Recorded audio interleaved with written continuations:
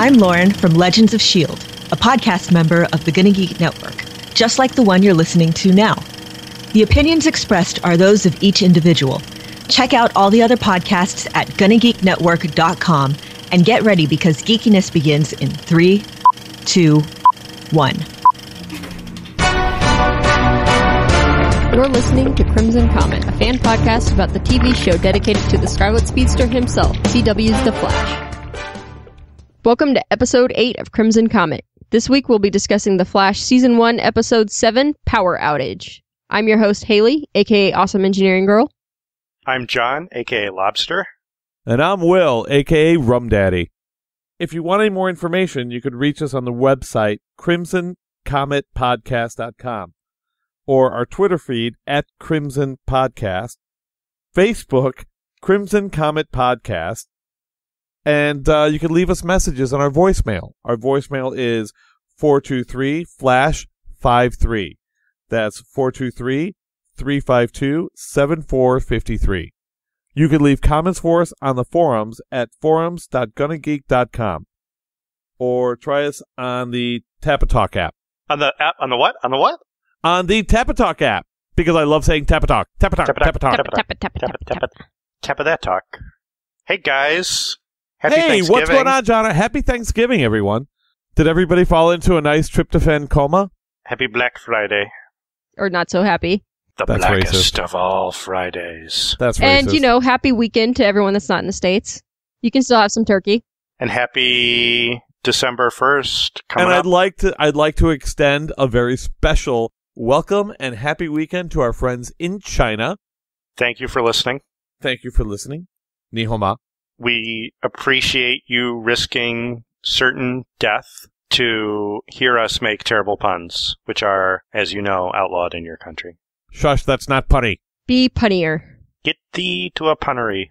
You know who else enjoys our puns? Who enjoys our puns, Haley? Our friend Andominga on Twitter. Andominga? What did Andominga have to say?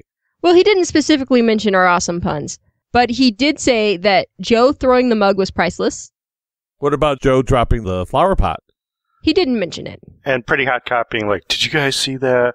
I'm so high. I forgot. I'm so high. He was great. Okay, and he has a theory about Dr. Wells. Let's hear it.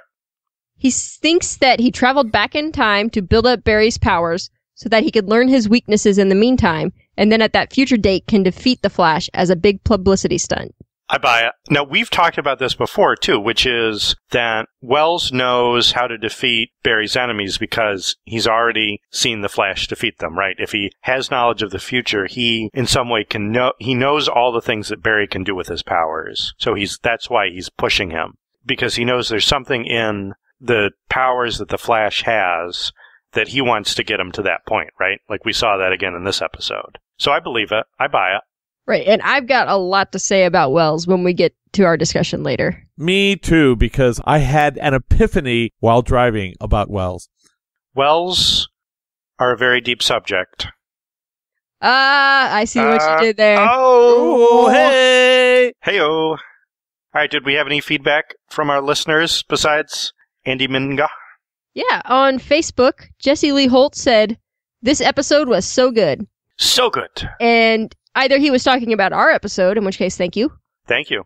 Grazia. Or he was talking about the Flash episode, in which case we agree. We agree. Yeah. I like to think he was talking about us. Probably. Right on both counts. Right on both counts, Jesse. Yep, good call. We trust your judgment. I got a question, though. Have we heard from our fourth podcaster? Yes, our correspondent in the field, Adam. Yes. Adam. Left us a voicemail. Adam! Hey guys, this is Adam. Just calling with some thoughts. To start with the really exciting thing, I'm pretty sure that everyone Wells mentioned that was killed in the particle accelerator accident, except Blackout's friend, were other superheroes, with Ralph Dibny, the elongated man, being the most obvious of the bunch.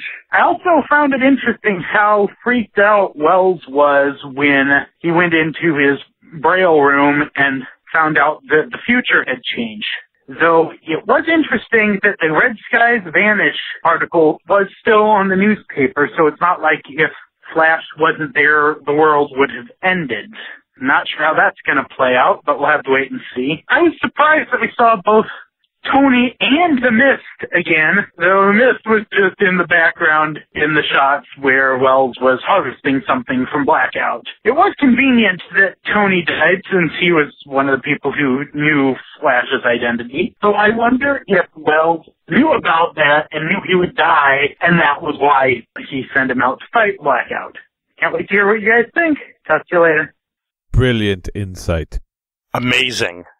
I think he was right. We'll talk about this later, but yes, every single person mentioned has a superhero secret identity, except for Farouk's friends. We have a lot to talk about, the entire particle accelerator exploding and everything, and we'll talk about it when we get there. Yes, we will. And I have a point about Girder dying that Adam brought up. Captain Douchebag. Girder, it's Girder. Okay, yeah, we'll get there. So did anybody leave us comments on the forums? I'm curious.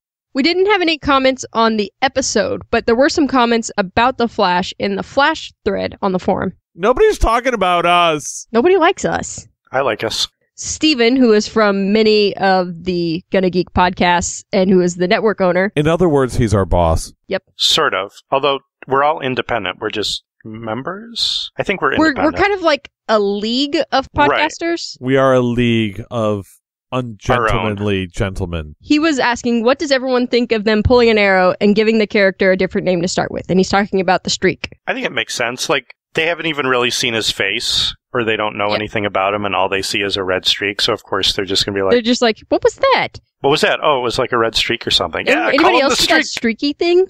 Right. Well, Scott the hockey guy on the forum says he's okay with it. He said pretty much the same thing. It's not like they had a big press conference where he could announce himself as the Flash. But I did like how in the opening VO, he did call himself the Flash. It was this whole thing with calling himself the Flash. Yeah. Hey guys, it's me, the Flash. Just wanted to say hi. Hey. And Scott the hockey guy also mentioned that he's not cool with the whole Flash versus Arrow being a fight between them. He thinks they could have skipped the cliche, which is huge in comic books, and I don't think that's true. I think they have to do it because it's such a big deal in comic books. But if you look at the preview for that episode, it almost looks like they're having fun with it. Like they're just seeing like... Maybe they're sparring. Yeah, it's not so much... Well, I mean, he shoots him in the back with a couple of arrows, spoilers, but... Ow. I think it seems more like it's a competition, not necessarily like they're fighting each other for the sake of, like, they are mad at each other. It's like, okay, well, let's see which one of us really is the better fighter or superhero or whatever. Well, we have to see it, because the age-old question is, who would win in a fight? Who would win? The Hulk. Always the Hulk. But he can't lift the hammer. How can he win? He doesn't have to lift the hammer. He smashes the guy trying to lift the hammer. Hulk smash. Puny god. And then there's this hack also who said something. This Jay Witten guy. This guy, always sending us news links, trying to keep us informed. What a hack. This guy over here. He mentioned that a familiar face that we may all know, Morena Baccarin, is supposed to be showing up in The Flash, and we actually heard her tonight. Yeah, she didn't show up. We heard her voice because she is the voice of Gideon. And I didn't recognize it the first time I watched the episode, and then I read the article, and I watched it again. I was like, oh, of course that's Morena Baccarin. She's the new Majel Barrett Roddenberry. Yep. Yes, exactly. She's the voice of the computer. Voice of the computer. Thank you. Except that she talks very breathy. She's, hello, doctor. Welcome. Very breathy and sexy. Well, she'll also be on Gotham, yet another actor who is crossing the streams, if you will. You want to talk about crossing the streams. We were talking about this earlier. The newspaper that the doctor looked at, one of the articles at the very bottom, is the venture joining of Queen Industries with Wayne. Right. Yeah. Wayne Tech. Wayne Tech. Wayne Tech and Queen Inc. merge. Inc. Which is, neither one of them is called that in the show. They're called Queen Consolidated and Wayne Industries. So in the future, they'll get different names and then merge. Well, Queen Consolidated doesn't exist anymore if you're all caught up on Arrow. Yes, I am. Well, it's something. Which makes me think he's going to start a new company. Ooh. He's like, fine, I'll go get my own company with blackjack and hookers. He'll call it Queen Resilient or something like that. Or Queen Inc. Queen Inc. They make pen products. They do. For royalty. Well, speaking of crossovers. Yes? Good job there, guys. Hey. They're saying that Supergirl could cross over with the Arrow and the Flash. I think that would be fun, but Yeah. Supergirl is going to be on a different network, right? Okay, CBS. funny you should CBS. mention that, CBS. I was poking around looking for like casting news or something on the CW site, and I happened to scroll down, and I see a link down there that says CBS Corporate. I was like, huh? And I click on this link, and then it brings up the CBS Corporate page, and you come to find out CBS Corporate owns the CW. What? That makes sense. What? So a crossover would make total sense now, right, guys? Like all of these are Yes. part of Warner Brothers. Right. It's all connected. Hashtag it's all connected. Yep. Hashtag. So Supergirl might not be off on her own little island over there on CBS. And by the way, when you write hashtag, all you have to do is write the hashtag symbol. Right, you don't have to spell out hashtag. Hashtag, right. Just, you know, it's a little Just saying. shortcut. All Just right. saying. I don't know how to Twitter. Tweet, tweet, tweet. Diddle-diddle. I don't understand this whole Twitter thing because I'm old, I drink, and I forget. Because You lost me when you were announcing that. You lost me at website. I was like, what's that? Yeah, Do I get it through the Windows? Is it in the Yes. Windows? And a spider brings it to you, hence the website. Speeder.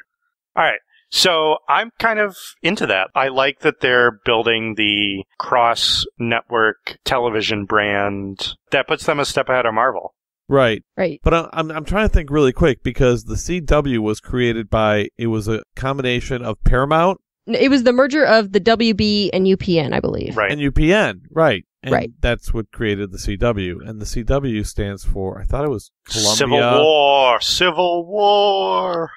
And we're the ones drinking tonight. Yep. I have Earl Grey tea. That's all I need. Slow down there, cowboy. I'm hopped up on Picard juice. Yeah, Earl Grey, hot. Yeah, so it's I guess it's Columbia Pictures and Warner Brothers and all that together. Yeah. That makes sense because CBS, CW, I see the CC, see it? CCC? W. CC. We don't know that much yet about Supergirl, do we? Not as far as what she's going to be in the TV show now. Like, we don't know if that's going to spin off from, is she Kryptonian? Is there some other explanation for her powers? What's that going to be about? Could she be a metahuman? I don't think she would be a metahuman.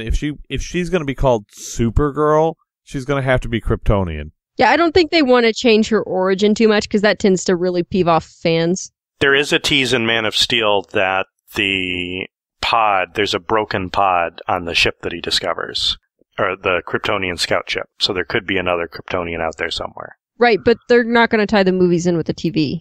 They've already said that. Well, maybe not explicitly, but it could be explained like, oh, well, there was this Kryptonian ship that crashed here years ago and my pod broke open and that's how I got here. Just saying. That would work. And in the comics, she is related to Superman. She's his cousin. Cousin, yeah, she's his cousin. Yeah, we'll see. We'll see. And hey, Wonder Woman's getting some traction. Not that we're going to talk all about DC movies and stuff, but it's exciting that yeah, that's it looks coming like up. good things are getting ready to happen with that. Yeah, Michelle McLaren's going to direct. Yep. And she's pretty awesome. Okay, she's pretty great. Let me segue from the story you said earlier. Speaking of cousins, What? Stephen Amell's cousin, Robbie Yes. Amell, Who? this guy, That guy Ronnie Raymond. who has the exact same eyes. Yeah. right? Most of the same face. Yeah, his face. Thought it was his jaw.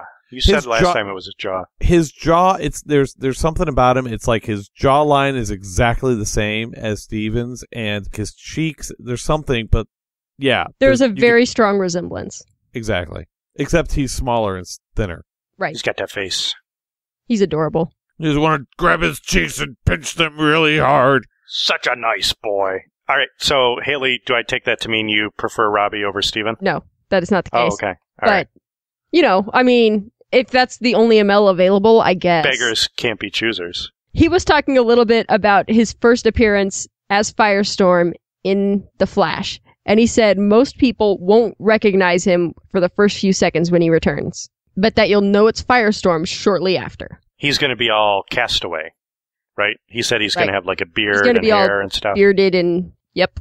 Oh, like the glued-on beard that Arrow had? Yep. And he said that there's something going on mentally. Oh, I got a question, too. Hmm. Because we all watch Arrow as well. When he does the flashbacks, does his really bad wig bother you guys as Yes, much as it bothers me? so much. Horribly. Such Horribly a so. bad wig. Ah! I don't think anyone ever actually had that hair. They just needed to clearly distinguish that this is at a different time point, Yeah. and they couldn't change his facial hair because that's too much of a hassle. Well, they did. They had that glue-on beard for a while. Right. Oh, you know what? Let's talk about that beard for a second. Did it bug anybody else that when they first bring him back off the island, instead of shaving him from Crazy Beard Man to clean cut, they shaved him from Crazy Beard Man to Scruffy? Yeah. Was that not weird? Like, if you're a dude and you want to get rid of your beard, you don't, just trim it off. You shave that whole goddamn thing off. And then if you want to grow scruff out like a week later, you can do that. But for a few days, you're going to be clean cut. Yeah. Yeah, you kind of want to feel your face again. You want to put your hands on it and go, okay, that feels good. Plus, you know there was stuff living in that beard. Like, you don't want to keep any of that. That was my point. All the fleas are gone. The little animals are all gone. I can feel my face now. Now I can start growing out my scruff again. But for a little while, you want to shave it clean just to get it all nice and okay, now that feels good. Now let it grow out. Like, if you're doing Novembeard or Movember or whatever, when it's December 1st, you're shaving that whole thing off and you are going back to babyface. Thank you, because John did not see us when we were, Haley and I were Skyping earlier, and she got to see my Movember. I've got the handlebar. Handlebar going on right now. It's looking pretty awesome, dude. It's pretty porn star. Nice.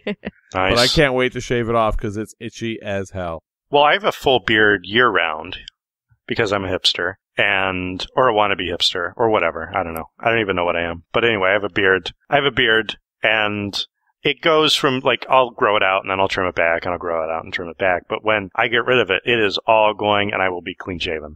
If I get rid of it, ever. See, I have to get rid of mine because there's too much gray, and it's not an even, nice, cool-looking gray. It's it's spotty. You're the before on the Just for Men beard. Well, absolutely. Well, and there's different gradations of gray in different spots and stuff. Exactly. It's on the left side, there's more gray on the bottom, but it's kind of brown on the right side, but then there's a little bit of more salt further up. It just does not work. I'm just using it for Movember. And let me tell you, I've had a few gray hairs pop up in my beard, and they are not the normal beard hairs. They stick way out and do crazy things. It is bizarre. Oh, yeah, just wait. Just wait till it goes into your eyebrows. And then you get that crazy eyebrow. Ting, ting, ting. You're constantly pulling those out. And welcome, everyone, to the Aging Man Hair Problem Show. At some point, we will talk about The Flash, we promise. We've talked about every goddamn other thing so far. So you want to talk about The Flash? Maybe. I got a hernia I want to talk about. Well, my sciatica. Oh, my sciatica. Oh. All right, back to The Flash, which I'll never be because I'm old. You run slow for a normal person. Yes, you do. Season 1, Episode 7, Power Outage. That's what we're talking about. Yeah, let's go back to it. And what caused the power outage? Isn't the new episode out yet? By the end of the podcast, the crossover episode will have aired already. All right, so this episode starts with flashbacks. In the Braille room. The Braille room, no, right? Flashbacks. No, flashbacks. Huh? 10 months ago. And we see Farouk and his friends, and everybody dies. Farouk is on fire. We don't need no water. Stop, we don't want to pay. You don't want the explicit tag or to pay for the song. It's too late now. Yeah, we've got the explicit tag. All right. I think Haley gave up 2 weeks ago and just went, screw it, I'm putting on fuck this shit. Fuck this shit, I'm putting on the explicit tag. All right, but no, for real, guys, Farouk is on fire. Sort of. He actually is. He gets zapped. He gets hit by lightning, but he does not get speed powers like Barry gets speed powers. No, he falls like a thump. It was a different lightning that chose him. Or he was already attached to the electrical tower, which is a bad idea, even in a normal thunderstorm. Don't get up on that. Yeah, well, just in general, especially if you've been drinking, maybe don't climb really tall, unstable towers. That's one thing. Yes, because when you're drunk, you're going to listen to logic. I'm just saying, guys. I say this as I take another chug out of my wine. I also think the fines for climbing those things are crazy high. Yeah. Way worse than parking in a wheelchair spot, which you should also not do. He's lucky he died, right? Come on. Yeah. Come on. Can you imagine what kind of citation he would have gotten? Sure. Plus he killed those 2 people. I mean, totally on accident, but you know. I want to know how his friends died. They tried to give him CPR and they got shot. And he zapped him. Yep. Okay. He had stored up an electrical charge, and when they touched him, it discharged. And instead of them being clear, he was clear, and zapped them. Lesson learned. Don't give CPR to electrical-powered metahumans. Yep. Just don't do it. Remember that. All right, so really quick, I want to touch on that incident. This is where I want to bring in my theory on Wells. Okay. Wells was normal. I think he was like a normal human going into this. No, that we know of. But what if he already had special powers? Just saying. But go ahead. No, I don't think he had special powers. He was caught in the explosion just like everybody else was. And he is also a metahuman, but his special power is either being able to travel in time or know how something about time or knowing something about the future and being able to bring it back. Okay. So here's a question. And I want to posit this because we know that the characters Cisco and Caitlin eventually will become metahumans, at least in the comics, right? Like they become heroes in their own right. Caitlin becomes Killer Frost. Who does Cisco become again? Hockey puck guy. Or no, there's like a name for him, not hockey puck guy. He'll come up with his own name. Don't worry about it. It's going to be clever and awesome. Yeah. But I mean, okay, so there are people who have powers that have already manifested. And I think that there's also going to be sleeper metahumans.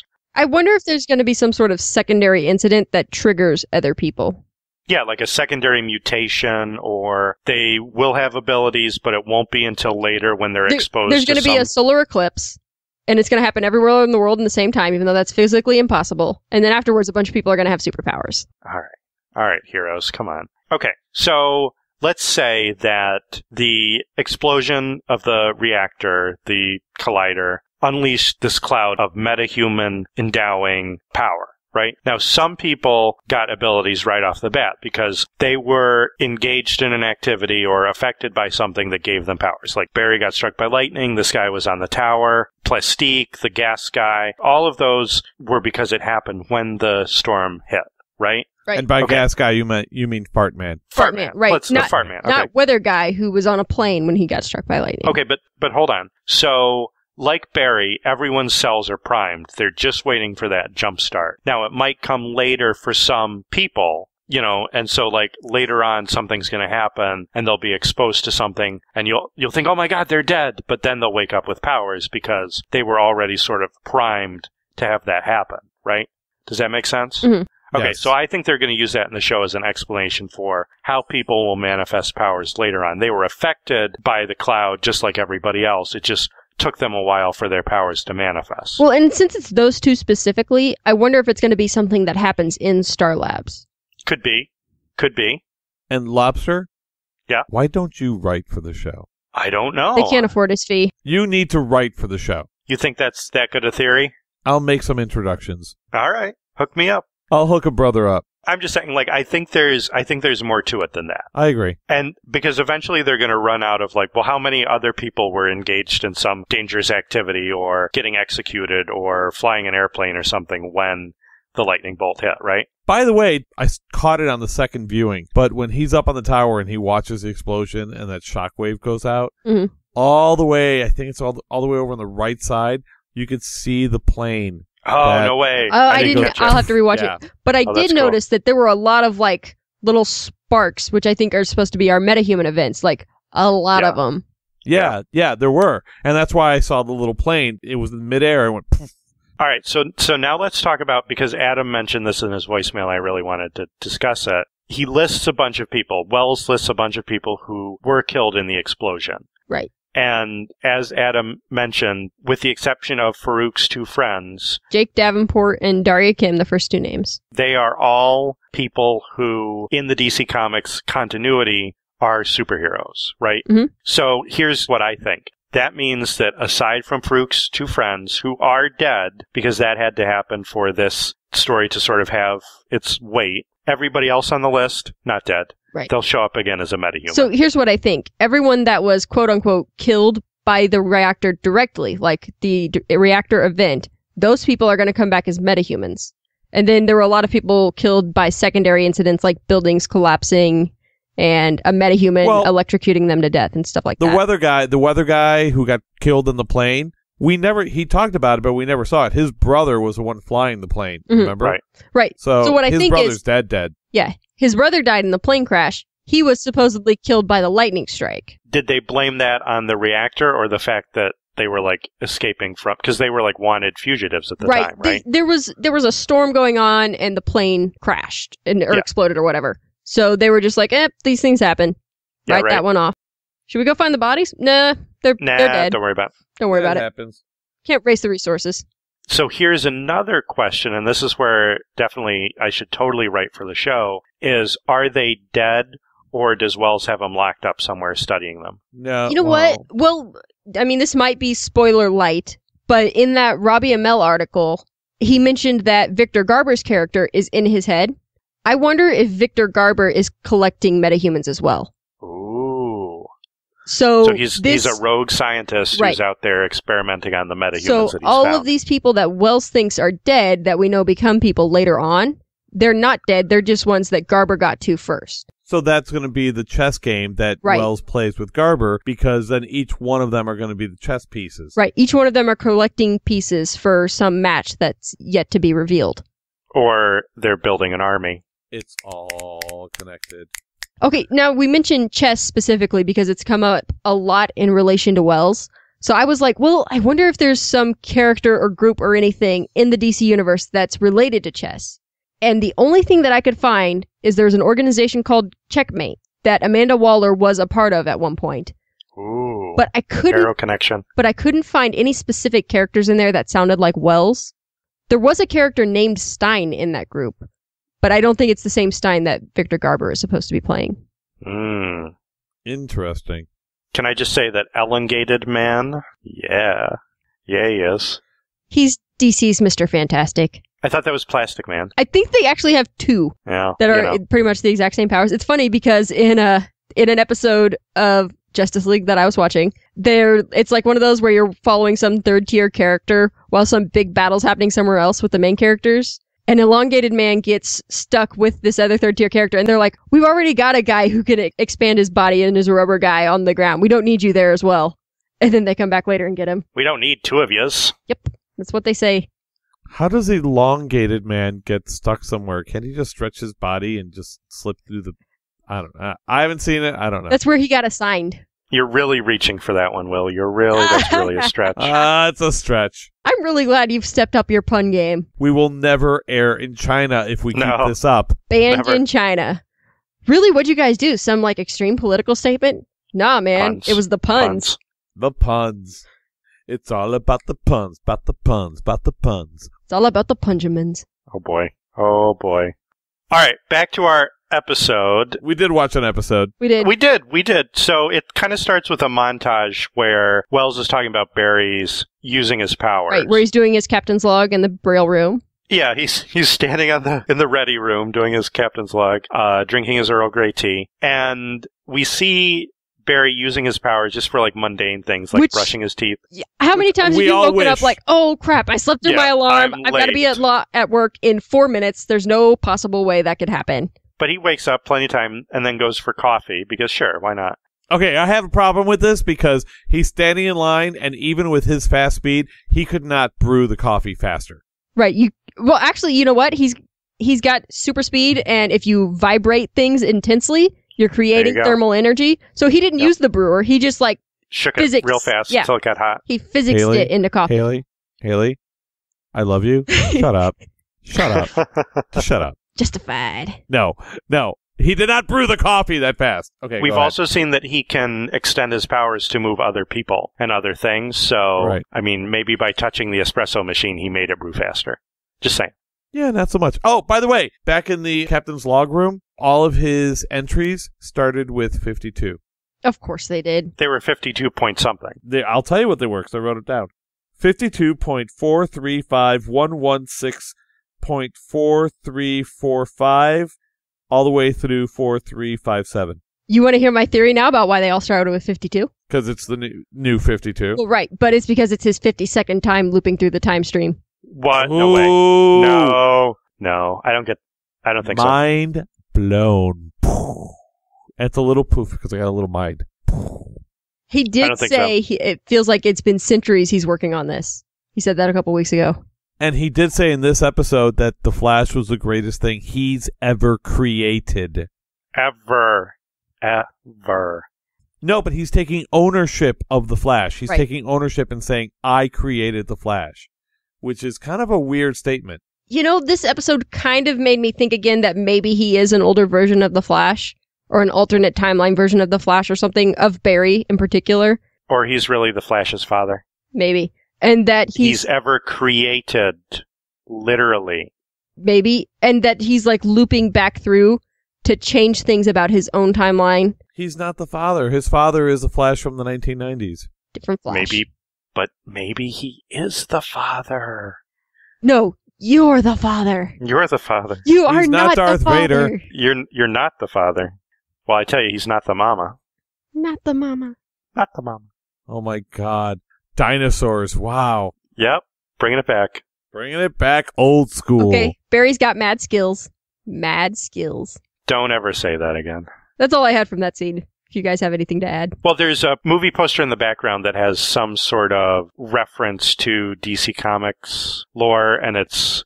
Oh, shoot. I forget what it was. I didn't write it down. But go back and check out those movie posters. Yep, and it we've was a seen real this clever before. reference. Yeah. Yep. That's a thing. What movie posters? When he's getting mugged, there are movie posters on the wall behind him. And I'm like, oh, those look fake. Although one looked like the poster for Salt, but they're references to DC Comics characters. Obscure ones, okay. But Gotcha. I'm with you. I'm following you. I'm back on track. I'm just back saying. on the train. I fell off the train for a little bit. I'm back on the train again. I'm just saying. All right, I'm so in the bar car. I'm in the bar car in the back, but I'm good. Jesus. We haven't even really gotten to like the opening part of the show, which is the Flash meeting up with Farouk and getting zapped. Well, so this is before where we get to that, I want to talk about the scene between Cisco. Let's talk about something that has. Okay, go ahead. Between Cisco and the Flash, you're in trouble. Where he says, I can tell you with 82% certainty this is what he looks like. 82? Hey, it was 0 when you walked in here, pal. That's all I did. I am liking him more and more. How about when he goes, anybody want to see my signature move? And then the Flash comes so he doesn't get to show anybody. Anybody want to see my signature move? And he's like, uh-oh, you're in trouble. What, you think he was going to do the worm or something? I don't know. I wanted to know what his signature move was. Let's move on. We'll never know. We'll never know. Moving on. So then we get to meet Blackout. Blackout. Farouk. Who doesn't get named until after he dies, but he still gets named. Good job, Cisco. Posthumously. What I actually really enjoyed was... His makeup and contact lenses? No, his contact lenses, not his contact lenses. When Barry's in the police station and he bumps into Watchman, what's his name? Clock King. Clock King. Tuckman. William Tuckman. Who has like several different clock watches all over LA, and he calls himself Clock King. No, but I love that his glasses are made up from the crystals of watches. Yes, they are. I know it's little to you guys, but it's like these details that I really love. And he was on Arrow, played by the same actor, Robert Nepper. He was on Arrow last season and gets caught by the Arrow. And so this episode he shows up as a prisoner transfer. Yeah, me too. Yeah. I completely forgot about him. It's Robert Nepper, who you would... Robert Knepper. Is the K silent on his name? It's silent. It's Knepper. Okay, so he's been on Heroes. He's been on Prison Break, right? It's all connected. Everyone who was on Prison Break is going to be on this show. He's been on, like, all these fucking shows, and he's an amazing actor. And when he showed up on Arrow last season, he was so-so. He was forgettable. And evidently you guys forgot. We forgot about him, yeah. I vaguely recall. I was like, this seems familiar. But he was way, way better in this episode. And I think it was because he was the hostage-taking guy. And so you got all of his, like, character eccentricities, where I think when he was on Arrow, he was just, like, setting booby traps and stuff. And you didn't actually get that much from his character. He didn't do any monologuing, as it were, that I can recall. But this was way better. Yep, and the monologue makes the villain. Definitely. If you want to be remembered, you have to monologue. Shakespeare knew that. And he keeps quoting all these literary references. But I love that Joe kept catching him on him. Joe kept calling it, yeah. And Joe's like, I read that back too, asshole. You're not so smart. I'm smart too. I read. I've read books. I know books. They're the things with words on pages. But I love that Joe kept calling him out on that. That was awesome. What I really liked about the show this week, the whole thing took place in one night. It wasn't like over a series of a week or something. It all took place within I would say it was probably like a 6-hour time frame from the beginning to the end. Probably. And like I think the bulk probably of not the even episode... that. It felt like it took place in real time almost. Well, the last half of the episode does. But, you start with Barry in the morning and all that stuff happening. True, yeah. But, yeah, I think probably the last half of the episode was in real time. Maybe an hour. Maybe more, maybe less, but right around that. Right. And they just kept cross-cutting back and forth between the two, building up the anticipation that Barry wasn't going to be able to make it to the police station to save them. And he didn't. And he didn't. They were able to handle it on their own without him. Self-rescuing damsel. Iris was able to handle it. You know what? Iris went up one notch in my book. One, because she was able to, she grab the gun and shoot the guy. That was kind of, well, actually, she didn't really shoot him. I think when he tried to get the gun out of her hand, the gun went off and it shot him in the leg. It ricocheted and hit him in the leg. Maybe. So Iris was just, she was, of course, crying on the stairs with her dad. I don't think she was crying, though, and I don't think it was because of that. I think she was probably worried about Eddie. Yeah. Oh, my God, I remembered his name. I was just going to say, oh, my God, you remembered his name. It's not Detective Pretty Boy. This is the first time I've said his name. It's the first time any of us have said his name. It's because she called him Eddie a lot in this episode. Which is like to remind the viewer, hey, this guy, he's got a name, characters. He's got a name, Eddie. He's not Detective Pretty Boy or Officer Pretty Boy. He's Eddie. Hey, call him Detective Pretty Boy. He's earned his rank. Yeah, I'm still going to call him Detective Pretty Boy. And I think she was probably more shaken up over that than she was that she had to clock Talkman with the Glock. I think just in general, it was probably a stressful evening. She had a lot going on. She did. She was under stress. A lot happens in the course of a day. Okay, so speaking of characters, did either of you find Caitlin kind of annoying in this episode? Yeah, a little bit. Like, okay, she delivered a line earlier that you could tell she's like really stretching to be I'm acting and using my hands to be an actor. Yeah, she was a little bit annoying. Haley, you watch Agents of S.H.I.E.L.D., right? Yes. She remind you of anybody on that show? She seems like the knockoff version of Simmons. Yeah. Like they're trying to make her Simmons, but she's not Simmons. Right. Nobody could be Simmons. And I keep waiting for them to like add another layer to her character, and I think they're trying to do the dead fiancé angle. I think they're just hitting that too many times. Yeah. Well, I think they might be doing that just to remind us of him so that when he pops up later, we go, oh my God, what a surprise. We know who he is. But I don't want to talk too much about this, but they're trying too hard to define her character by the relationship she was in before. And they need to start building her character independently of that. Well, and I think they're building her as a love interest for the Flash, but they have no chemistry. They don't. They really, really don't. It's almost like she's his sister, and he's really in love with his sister. Yep. I don't know. Well, do you think he has chemistry with his real pseudo sister? Does that make sense? More so than he does with... Definitely more so. Right, but I think he's got more chemistry with Felicity than he does with Felicity, either of them. Yeah. Oh, absolutely. Absolutely. But that's just because Felicity's awesome. So... Yeah. Who doesn't have chemistry with Felicity? Nobody. There's no one on that show, yeah. And as we know, Felicity does have a type. I mean, because you could ship Diggle with Felicity, you could ship Roy with Felicity, you could do pretty much anybody on that show. Lobster has all sorts of chemistry with Felicity. It's just everyone she's around. Yep. She's kind of like the greatest thing on both shows. She I know. Quite literally is. And that's why I'm so excited for the crossover, because that means double Felicity. You get an extra dose. Oh my God. Extra dose of Felicity. Now, do you make your girlfriend dye her hair blonde and wear glasses and pull it back in a ponytail? Not the dyeing blonde part. She does have glasses, and she does put her hair in a ponytail. Put your hair in a ponytail and just sit in front of the computer and just slam on the keyboard and act like you're doing something. Yep, don't use the mouse. Don't use the mouse ever. Just slam on the keyboard. Just type away as if you're doing something important. No, but the thing that I like about Felicity is she's so Felicity. It's not that she's not like really any other character on TV that I've seen. Mm-hmm. I mean, you guys have to give her credit for that, right? I mean, I feel like they started off building her off of the nerd girl trope, but she's really defined her character as more than... I agree. Well, she's almost like a Joss Whedon written character. Exactly. Well, 'cause that's what he does. He takes, a stereotypical trope character, and then he makes them more than what they should be. Exactly. And that's what they're trying to do with Caitlin, and they haven't done it. They haven't done it yet, which is why with Felicity, I keep thinking, I feel like Joss Whedon or one of the Whedons has written this character because she's so three-dimensional as opposed to some of the other characters are still kind of two-dimensional. As much as I love Arrow and, we still have yet to see because you can't really call anything in the first season of Flash. But what's his name? Oh, God, the Red Arrow. Roy. Yeah. Roy is still, to me, is still very two-dimensional to me. Yeah. Well, he's, and we've talked about this with CW shows before, he started as a model.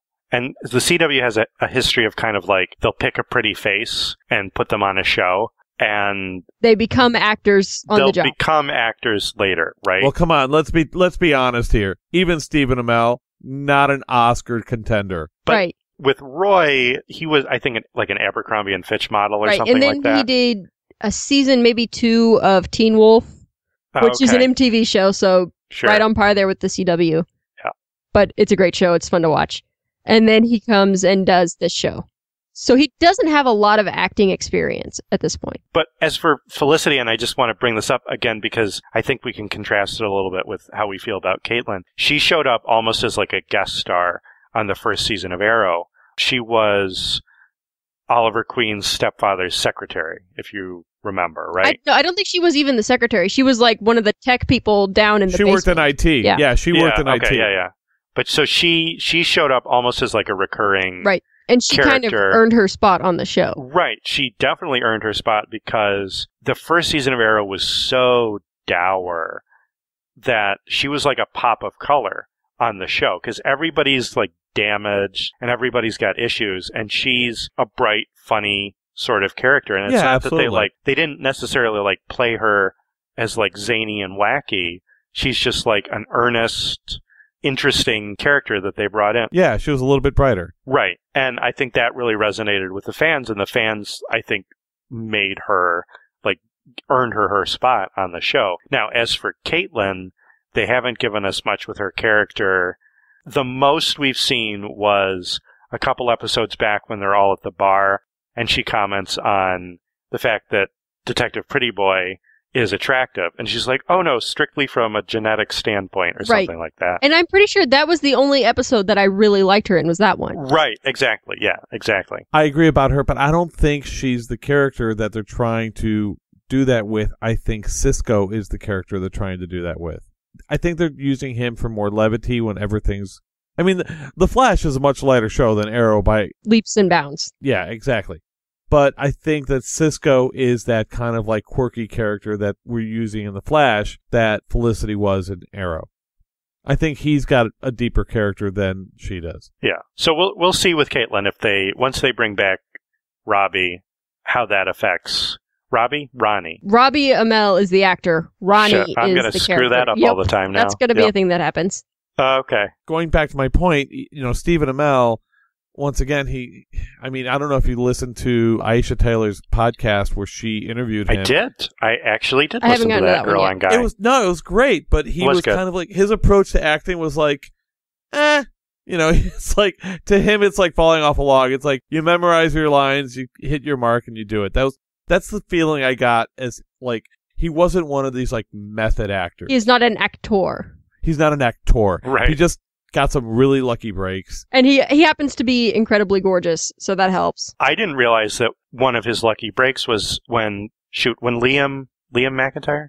Or is that the guy who replaced him on Spartacus? Liam McIntyre was the second guy. Andy Whitfield was the first guy. Andy Whitfield, yeah. Yeah, I didn't realize that when Andy Whitfield dropped out of Spartacus for his health reasons, that it was down between Stephen Amell and Liam McIntyre to get that role. I did not realize that. Like, it was literally down between the two of them. I could see Stephen Amell in that role. Yeah, I could as well. They could have had him play at least just some random gladiator, so he could walk around in a little leather skirt for a while. You would have been fine with that. Yeah. You would have enjoyed that, yeah. Been fine with that. But my point being is that Grant Gustin is a much better actor than Stephen Amell. Right. Well, I don't know this for sure, but I bet he has more of a theater background, and he has more training. Yeah, exactly. That's my point. And he's also not necessarily the CW type, if we want to go that route. Which is why I was really surprised that they cast him. Yeah, I'm honestly surprised they didn't go with somebody, buffer. Yeah, exactly. But I think that's the whole point of The Flash, is that he's not on that same, and he doesn't have to be on that same level physically as Arrow or Superman or Batman or something like that. Like, he doesn't have to be as ripped because his thing is speed. Yeah, it's a thing where I feel like they did a good job servicing the show more than trying to do what the network always does. It's like when they had Tobey Maguire as Spider-Man. Like, come on, it's Tobey Maguire. He's not necessarily like the super hunk, but he doesn't have to be because that's not Spider-Man's thing. They buffed him up a decent amount, or bulked him up a decent amount, that he could do a couple scenes without his shirt on and be like, look at that. Just one scene. That's all he had to do. Right. They were like, okay, this is the day. That's the only day. That's it.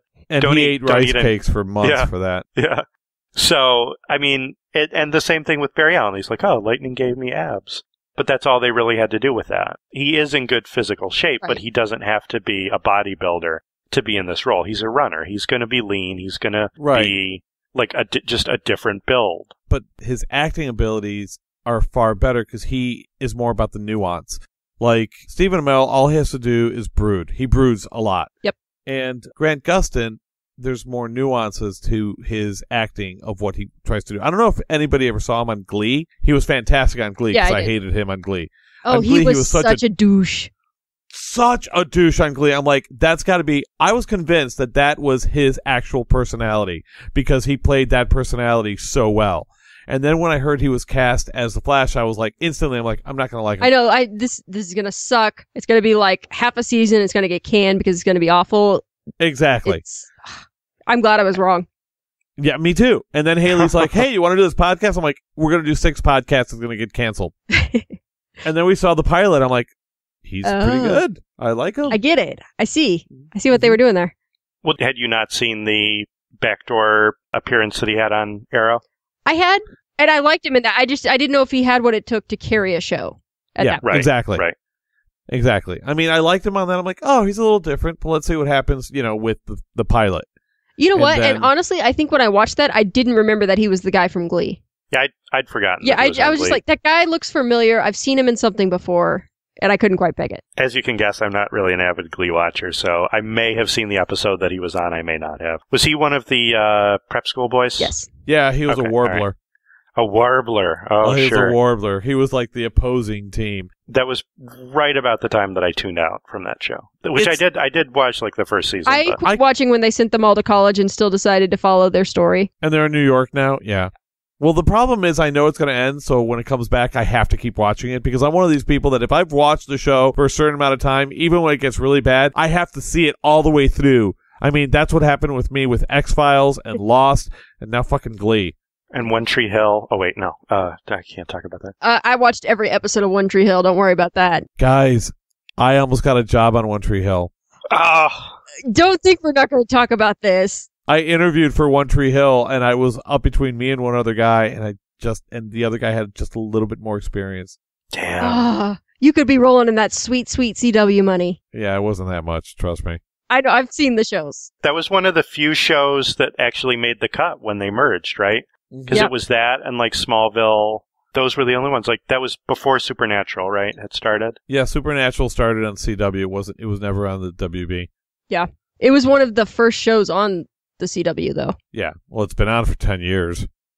And if you want to hear more about Supernatural, you can follow me. You can listen to Small Scream. You can listen to Small Scream on the GonnaGeek Network. This is the episode posted with 2 new episodes. Good job. It's been a while. I haven't updated my feed today. I've been busy. Okay, while we're talking about editing. This is the least amount of talking about the Flash that we've done on our Flash podcast. Well, no, I'm segueing. Be quiet. While we're talking about editing, I feel like there was some very odd editing with some of the flashbacks in the police station. Yes. Because you've got, the scene between Iris and Eddie. Go, goodbye, you're dying. And then a minute later, they flash back to that scene. Literally 1 minute. Yeah, they probably had set it up different, so that would be a little bit later. But, I mean, they could have just been like, hey, take my gun. I mean, I don't know. I feel like there are like 3 ways they could have edited it to make it better. I agree. I saw that and I thought that's a really odd place to put a flashback. And the reason they did that was because I don't know what they did with the writing, but all of a sudden she pulled a gun out of nowhere and they had to explain where she got the gun from. However, when I watched that scene a second time, you never saw her go for the gun and pull it out of his ankle. And there's no way she could have because she was up by his head kissing him the whole time, and her arm is not that long to reach all the way down to his ankle and pull the gun without the guy seeing her. Okay, but didn't you guys know, as soon as her dad was like, oh, you've got to let them say goodbye, didn't you know she was getting some sort of weapon from him? Oh, yeah. Like, I thought it was going to be a taser. And he, gives this look. He's like, get in there. Right there, look at the ankle. And then Eddie kisses her and, like, wraps his leg around her. Okay. He does the thing. One of the things they could have done is have those two scenes farther apart, so it makes sense to have a flashback. Exactly. Another thing they could have done is just cut to the part... Not had a flashback. Well, yeah, not had the flashback at all, because the audience is smart enough to figure out that's where she got the gun. No, because they would have been like, where the fuck she got the gun from? So then the third she would have thing, done that, and then afterwards, after it all went down, when they're talking on the steps, you got the gun from Eddie. Exactly. And then the third thing they could do is just flash to the part where he whispers in her ear. Like, don't replay the part with Joe. Don't show anything except him whispering in her ear. Exactly. Just whisper in her ear, and then a close up of the hand going down to the ankle and pulling the gun out. Yeah. I had to watch that a couple times to figure out what he was saying, and he says ankle holster. Yeah. And I was like, what? What is he saying? I'm like, what? What's going on? But nothing is better than stoned Eddie. Wait, before we move out of the department. Oh, come on. Speaking of Detective Pretty Boy, what kind of cop takes one shot? Seriously. One shot. Exactly. And why didn't he shoot him in the leg or the arm or the head? Why did he just shoot once? Like, I know most cops are trained to take at least center 3 mass. shots. You are trained, but you're trained for center mass. Right. Yeah, but okay, he was a prisoner transfer from cell block 1138, and he, obviously, when they do prisoner transfers, they're going to be wearing a vest. So he should have known, or at least suspected, that he was wearing a vest. Well, no, in general, they don't put vests on prisoners unless it's like a high-profile person that they think might get assassinated. Yeah. He's not going into, like, witness protection or No, anything. what I assumed happened was, he took body armor off of one of the cops while he was doing the hostage thing. Yeah, but then they would have all seen him.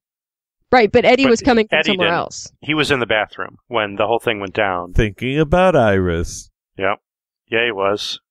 Yeah, you know it. Dude, he just had some bad Mexican food. He had some of that. He had some of that flash coffee. I was gonna say from Jitters. He got the jitters afterwards. I'll tell you what. I'll be right back. He got the yips. It's the kind of thing where you can't do it, and then you get embarrassed, and then you overthink it, and then you're just sitting there like, "Oh, come on." Admit it. It's happened to everyone. It's happened to all of us. Uh-huh. You overthink it. You overthink it. Just let it happen. Relax. Oh, come on. It happens to everyone. They say 1 in 5. He takes his duty very seriously.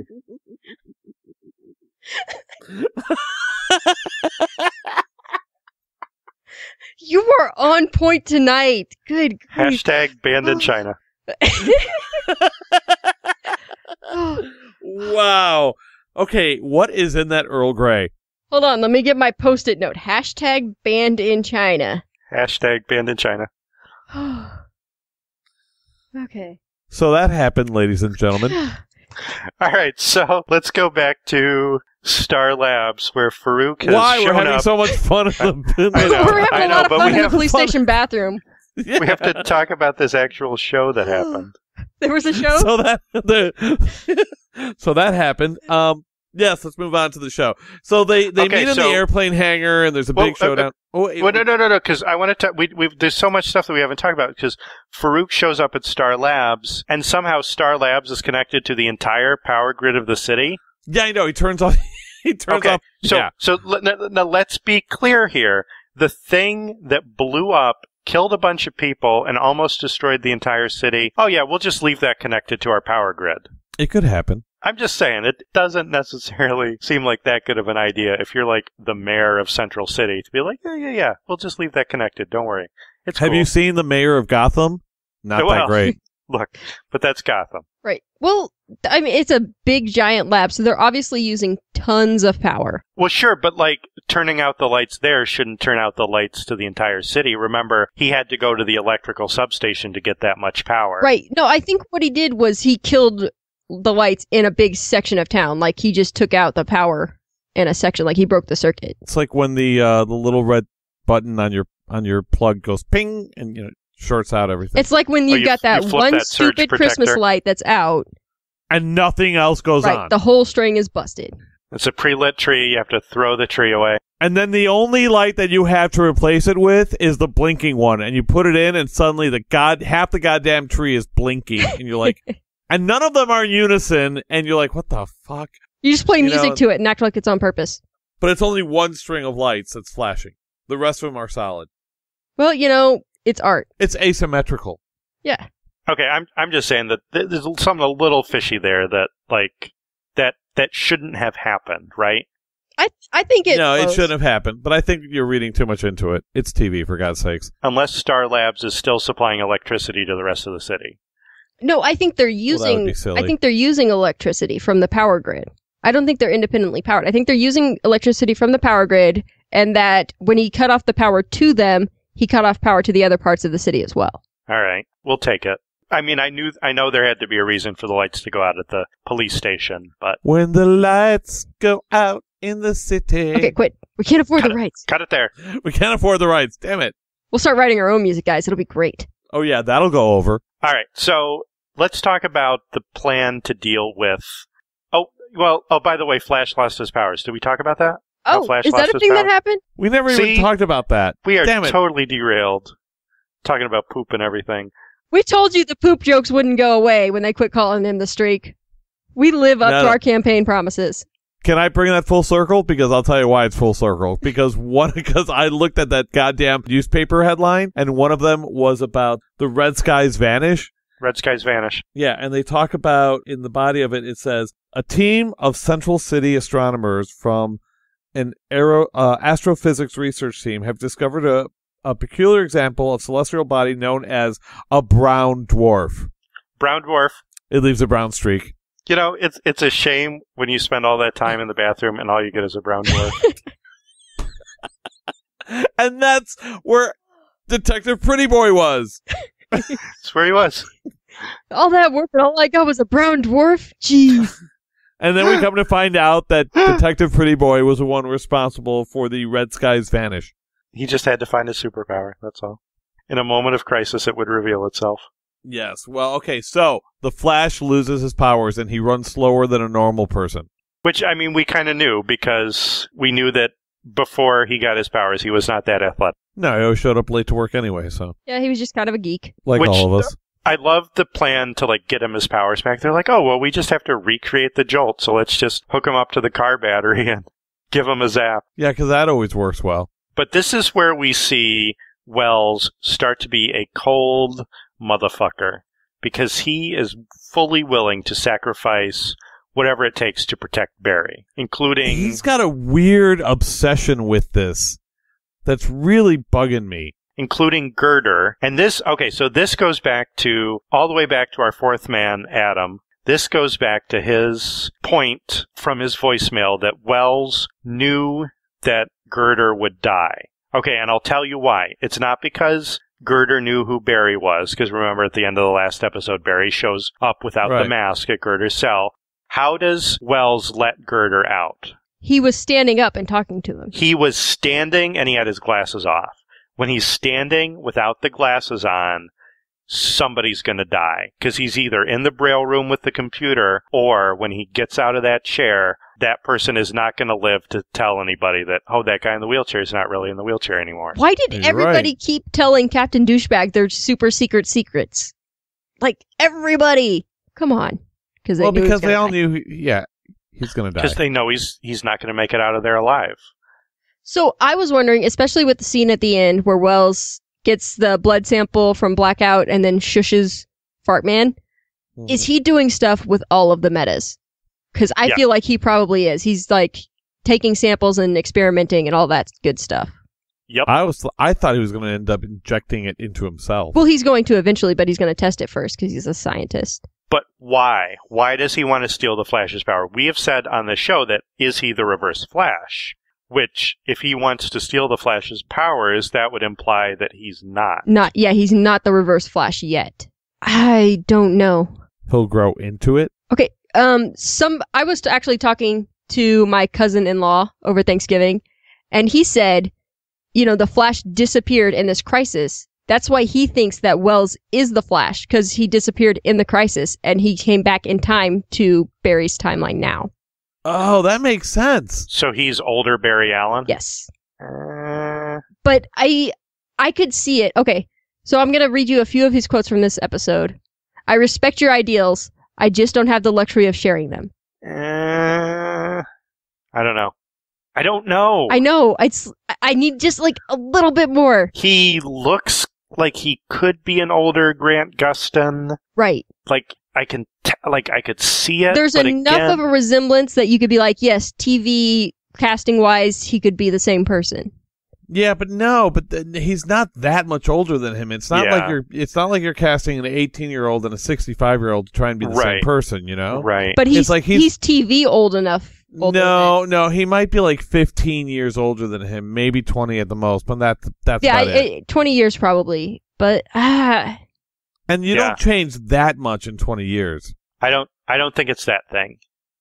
I think it's something else. But again, okay, so the case for the whole Reverse Flash thing is then this was a couple episodes ago, which we got a brief flashback to, but so Joe is investigating the case, and Wells is the only one he tells that he's investigating the case. And then the Reverse Flash shows up at his house and carves stop on the wall. He's the only one that he's told so far, but somebody in the future might know.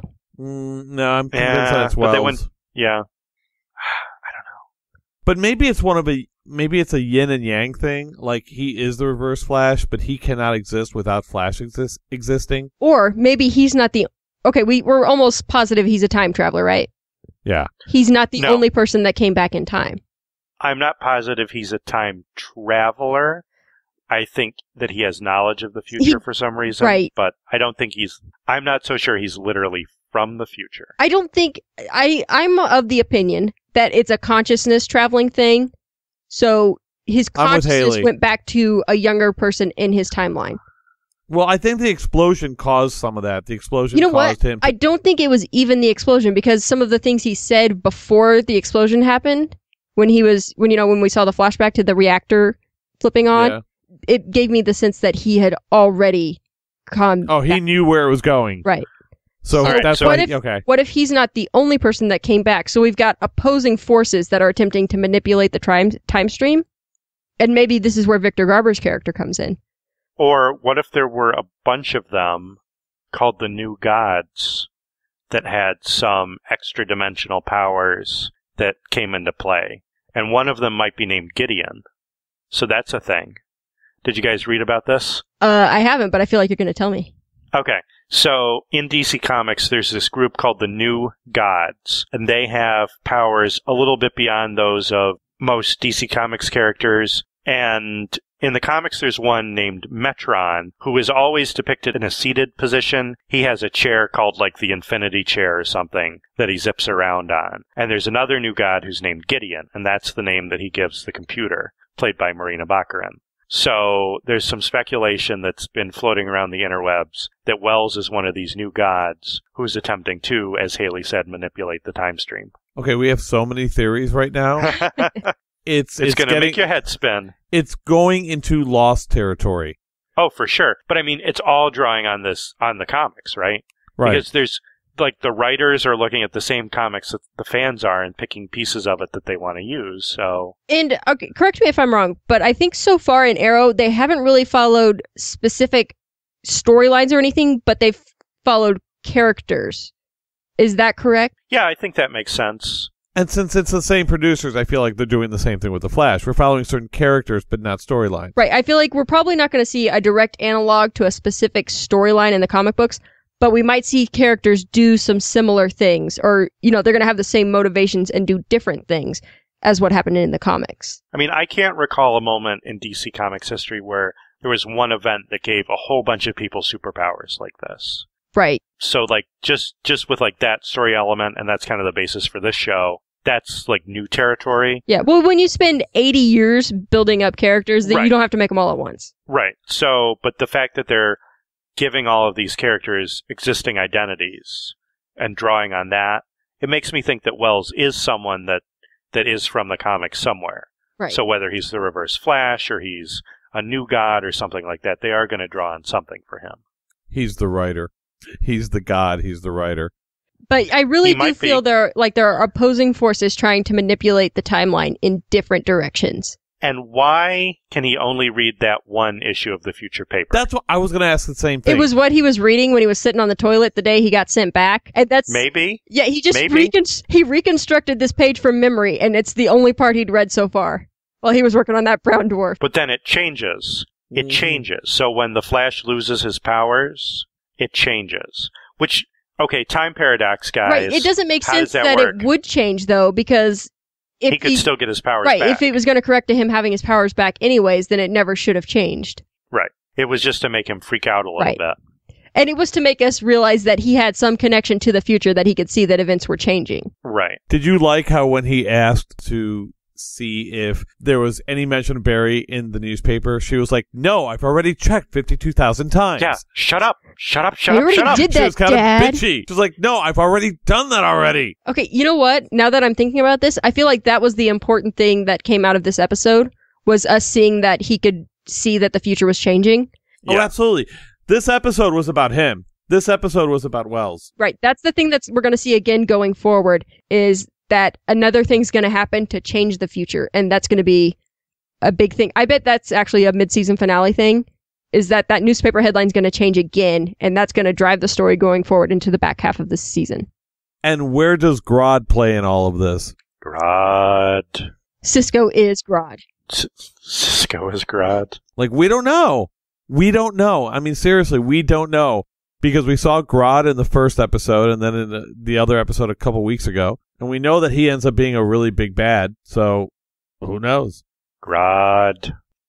I think there's so much stuff that they could do. I mean, because Grodd could be behind Wells. Right. Grodd could be the source of the futuristic technology. He could be controlling Wells, makes him sit, makes him stand, whatever. He could be mentally controlling him through time. Shut up. See, then he would be changing his entire outcome in his present day. Right. I don't know. Maybe he's existing in a little pocket universe right now. I don't know. I don't write. I do. I just come up with the harebrained theories. Guys, I'm a writer for the show, so you just tell me what you want me to do, and I'll have them do it. We expect to see it in the next 3 weeks. Results. We will see results. So do you guys notice that a lot of the villains in this series are ending up dead? Not by Barry's hand, just ending up dead. Well, the only one that's still alive is Fart Man. Because how can you kill a fart? Light a match? That's about it. Oh. Well, okay, so Plastique, I mean, you can directly blame Wells for the death of Plastique, for the death of Girder, for the death of Blackout. Really? I mean, we don't know if Plastique is dead. And then Joe shot the weather wizard. Yep. What happened to Multiple Guy killed himself? Yeah. Multiplex. Multiplex. Yep. I like that. Multiplex. But we don't know if Plastique is dead. I don't think she's dead. I don't think she's dead. I think she's comic book dead. Comic book dead. She come back. Yep. But I mean, that could be true of a lot of these characters that we're going to see them again. Yeah. We'll take a wait and see approach on most of them. But it's just funny because, we talk about how Flash is a very different hero than Arrow is, especially first season Arrow, when he was just killing everybody. But he still got about the same fatality rate. Oh, yeah. But he's not the one killing them. Right. He's either. not directly responsible for their deaths. Just coincidentally, they're all dying. I mean, you could say that he kills Blackout because Blackout ODs on his power. Right. But I don't think he consciously knew that would happen. Yeah, that's more of a self-inflicted wound kind of thing. Right. And that brings us back to Aisha Taylor's. Tyler. I was just going to say Tyler. Aisha Tyler. Right. She does have it self-inflicted wounds stories. Anyway, that's a thing. It's a thing. But he does die from that. Yep. He drains his own power by trying to drain. He chokes to death. He chokes to death on he chokes on Barry. Barry. Chokes on Barry. That's the other reason we're banned in China. No, it's just the puns. That's all they have a problem with. Just the puns. Just the puns. Okay. Some more Wells quotes. One that I wholeheartedly agree with. I don't care much for people, Barry. I find them misinformed. Short-sighted. I like that. And the quote from his biography that he is arrogant, prickly, brusque, and at times contemptuous. That's from his biography. I agree. I can see that. I agree with that. People say the same thing about me. But they forgive you because you have the good rum. I do have the good rum. And I share. And then he believes in a better future, one that I very much want to see, one that you are a part of. Which, he's got to be from the future. Yeah, I guess. I don't know. I don't know. And then the episode ends in the hospital. Yeah. We get Stone Detective Pretty Boy, which we've already talked about. Do you have anything else you guys want to say about that? No, but just you saw it coming back when he pushes over the vase and he just goes, do it. And he pushes over the vase. Yeah. Boom. And you know what? I feel like that's a thing that might come back where Detective Pretty Boy's like, I remember seeing this thing in the hospital. Yeah. I could have sworn Barry just like jumped from one spot in the room to the other.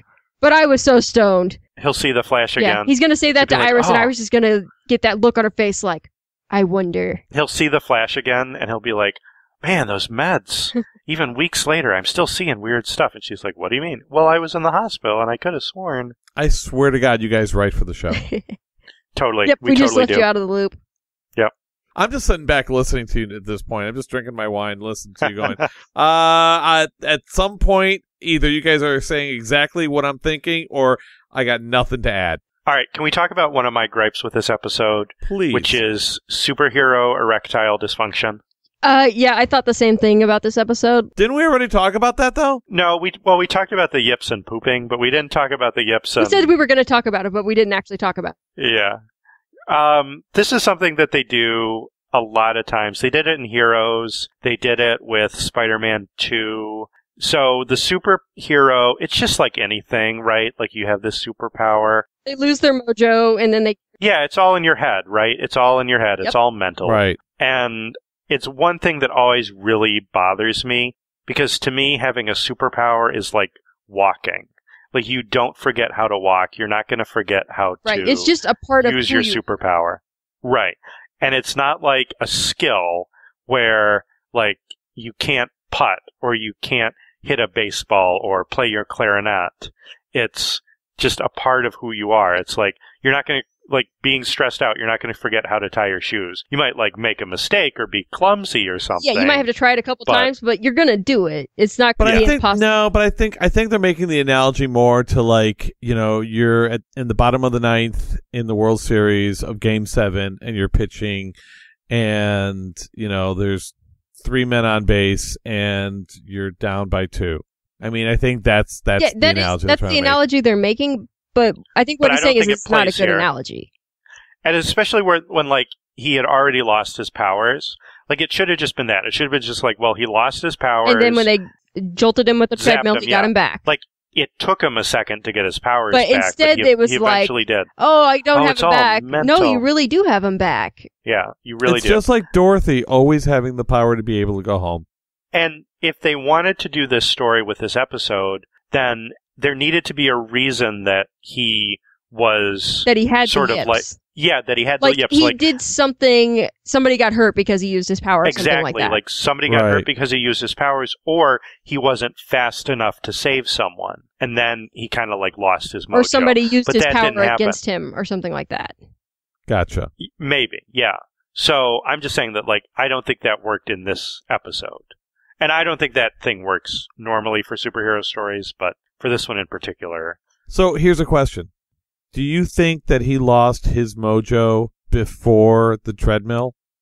Or do you think he had it the whole time? I think his powers were physically not working after he got jolted by Blackout. See, that's why it's stupid. Right, because they combined two things. Like, they started with there's a physical reason your powers aren't working, and then they were like, oh, it's also there's a mental reason your powers aren't working. Yeah. Well, the thing is that, okay, he got jolted by Blackout, and he lost his powers, and then he got jolted by the treadmill, and he got his powers back, but he wasn't able to use them. So my question was, did he get his powers back, or did he always have his powers and just mentally couldn't use them? No, I really think his powers weren't working because he also wasn't healing, and that's just like an automatic response. That's not something you think about. Okay. I was just throwing it out there, that's all. I think it's stupid. Doesn't work.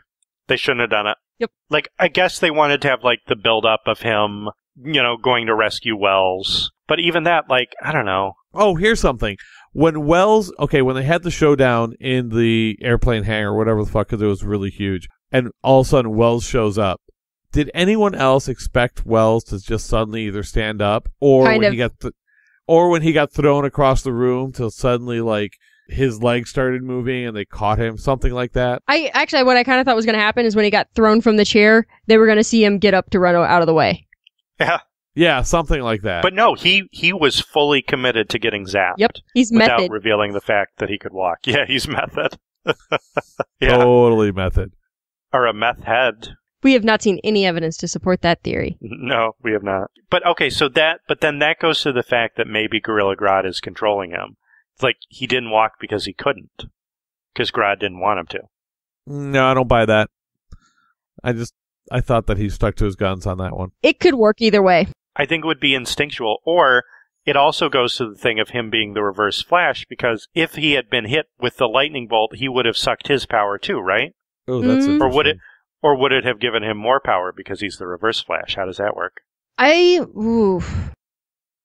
don't know. I think it's because he's got an in and an out bolt. So, like... He's got an in and an out bolt. He's got a sign on the back that says exit only. And he switches from red to blue, right. red to green. So the first time, he hits Barry with the suction bolt, and then... when he hit Wells, he had it on out mode. That's my theory. No, because that's... When he hit Barry, that's how he started absorbing his power. He was trying to blast him. Yeah. Okay, now here's the other thing. If he's absorbing Barry's power, why wasn't he moving really fast? Just like he's absorbing the energy of Barry's power, not Barry's power specifically. And that kept him going. Right. But he needed more. He's like a vampire. He's got to have more. Well, yeah, he said that at the very beginning when we first saw him. He's like, I need to feed, which was a really cheesy line. Yeah. All right. So actually talking about, I just found another one of my notes. Talking about Wells being from the future. When he was talking about the people that were killed by the reactor, he said the world is deprived of their potential. Oh. Which makes me think he knows what some of these people could have been and now won't be because they were killed by the reactor. Or will they be? I don't know. But like, what if some of these people were supposed to become these superheroes and now they aren't going to because he changed something to meet a specific goal? Because he changed the future somehow? Right. Like he changed the way the accident happened. In some way. Brain broken. Yeah, that's just too much. We have to stop. Okay. All right. Then my very last note is there was some very convenient backlighting in that hallway in the hospital. Well, there always is, no matter what. I guess the takeaway of this episode, too, is Flash does kick it up a notch, right? Like he's now more powerful than ever before, which is something that we've talked about, continuing to have him push his power. Which is something we said last week that we expect to see every episode going forward, is him just continuing to build on his powers. How many more episodes are there after the mid-season? Another 12 or something like that? I think there's 23 in the season total. Yeah. I'm really excited to see, because we're on episode 7, and we've come this far in development. I can't wait to see what's going to happen in episode 22, 23. He's going to kick it up another notch. There's going to be 23 notches on that. Do you think eventually he's going to have to slow down? No. He's going to start aging too fast? He's going to start... No, he's not going to age very fast at all because his healing powers will continue to replenish those cells. Or he's going to get stuck in super speed mode. Gotcha. So much to talk about on upcoming episodes. That's what we have to talk about during the interim in the break. Well, speaking of upcoming episodes, as you all know, next week there's the big crossover between Flash and Arrow, and the GonnaGeek podcast network has decided to do its own crossover. Bum, bum, bum. Meta. Starling Tribute is the show on the network about the Arrow, and they will be sending over their host, Jay, next week. Who? And Jay. Do you know that guy? He's just this guy. It's this guy. Don't you do another podcast with him? Yeah, like one.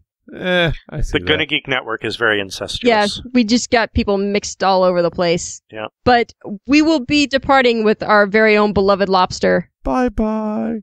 Bye, guys. As he goes to discuss the Arrow with the Starling Tribune guys. I'm a big Arrow fan. If I wasn't on this show, I'd be on Starling. So. Yep. But they already have 5 hosts already. A bunch, so. dude. Like that. Yeah, they have a bunch. So. Yep. They don't need me. We are not letting go of you. Don't think that you could go. Do not think that you could go and stay over there. Yeah, you have to come back because we cannot carry the puns without you. In fact, you might have to send in some feedback with some puns, just in case we can't keep it up. And I will bring the punnage over there. Keep it up. This episode. I see what you did there. You get the yips. You get the yips. You can't keep it up. Keep it up. So what did we learn from this week's episode? We learned how to properly apply a tourniquet and write the time on someone's face with their own blood. That's cool. Yeah. I did not know that trick. I'm like, oh, but that makes a lot of sense. I'm going to put Thank that you, in my little survival Clock King. notebook to go with my bug Right? out bag. It Exactly, worked. It was very exactly. logical.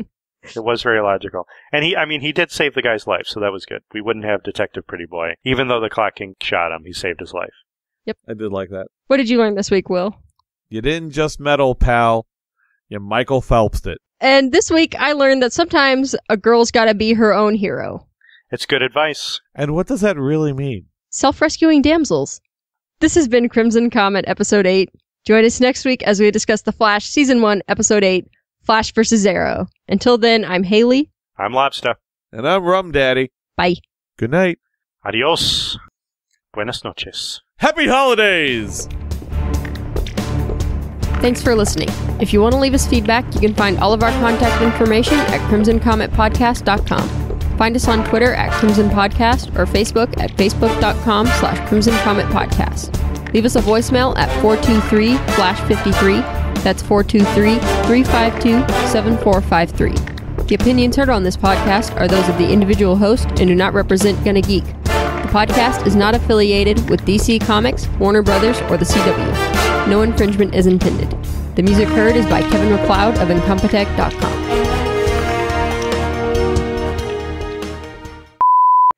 This fucking bottle opener is worse than the table. Goddamn. I found another reason we're going to get banned in China today. Ooh, why? I was watching the news with my dad, and their Department of Propaganda and whatever has decided that puns should not be allowed. Huh. And I was like, well, we're boned. Boom. Boom. Banned in China. I aspire to be banned in China. I think that's an attainable goal, guys. Let's go for it. I'm already banned in China. I'm almost done with my tea now that it's taken so goddamn long for us to start this show. We'll go get a beer then. I don't have any. It's been 40 goddamn minutes. Somebody get this man a beer. All right, it's fine. Let's start. Let's go. do Let's get this Let's thing do going. this. Because What? realize, of course, with him, it's 10:30 at night over there, so he's I ready know. to go to bed. I know. I'm ready to finish my goddamn novel. Yeah, he's got to write a fucking book, dude. I am writing a book. I've got 45,000 words already. I thought you were going to say Nice. 400 words. I was like, man, you got a ways to go. Yeah. But 45,000 is much better. That's What is it about? Do you want to tell us, or you want to not? No, not if say? I tell you we'll never start this goddamn podcast, I'll tell you go. when we're done recording. How about that? All right. I promise. It's your treat at the end of the Yeah, it's podcast. my treat. I'll tell you. All right, let's start this motherfucker. Which you can listen to in any second as soon as I get my phone up. We're waiting. And I probably need to re-say that because I think my phone was making noises while I talked. This is the part where we wait for the voicemail. This is the part of the podcast you love. This is the part that I cut out, so quit talking. I've got two pictures down at the bottom. Which one do you guys like? Is it the one of me? No. Well, that one too. All about you. It's always about All you. about the lobster.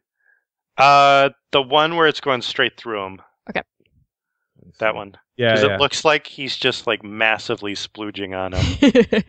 Because it's coming from his crotch. Going It into his does look- face. You're right. I'm so glad I didn't turn off my recording. It does look like a massive splooge. Good job, guys. Yeah, it's good. I think it's good.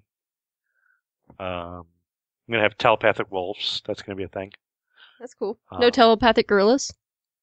No, but it's maybe a little inspired by that. Okay. I mean, I don't enjoy any stories that don't include telepathic gorillas, so That's I won't read a it. deal breaker for you, huh? Apparently. Yep, I've only read 3 books my entire life. Every single one had a telepathic gorilla in it. And one of them was the Bible. Good Bible.